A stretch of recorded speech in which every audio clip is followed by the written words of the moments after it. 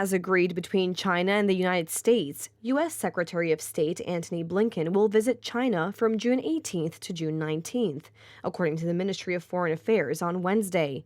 Slayton Hargreaves, a resident of Los Angeles, California, said normalizing the bilateral relationship and enhancing regular exchange between the two peoples are music to his ears. I think keeping discourse open is very important, and our relationship with China, obviously being two of the world's biggest powers, is very important. I think there can always be more connection between just the regular people of China and the U.S. I'm not exactly sure how that would look to increase that communication, but yeah, I think there could always be more. They got a beautiful country and beautiful culture, and it's very old and well established, and they're really rooted in their traditions. So if we can bring more of that here, that'd be pretty great, and bring more of the U.S. over there as well. That'd be pretty awesome. I think that any course towards normalization, towards kind of de-intensifying, is a good thing. I think that a relaxation of tariffs or elimination of them is typically like a good thing. I'm kind of a free market guy, so anything that will kind of, again, turn the temperature down and relax and normalize, I think is good.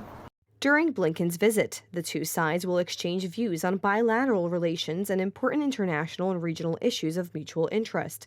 And China will make clear its position on bilateral relations, as well as its concerns, and resolutely safeguard its interests, according to the ministry's spokesman, Wang Wenbin, on Friday, in response to China's expectations for the U.S. top diplomat's visit to the country. Meanwhile, U.S. President Joe Biden said earlier today that he hopes to meet with Chinese President Xi Jinping in the next several months. On China, Mr. President, can Secretary Blinken ease tensions with China on this trip, do you think? Sure. Well, look,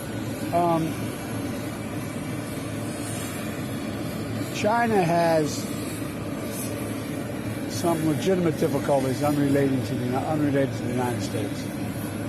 And I think one of the things that balloon caused was not so much that it got shot down, but I don't think the leadership knew where it was and knew what was in it and knew what was going on. I think it was more embarrassing than it was intentional.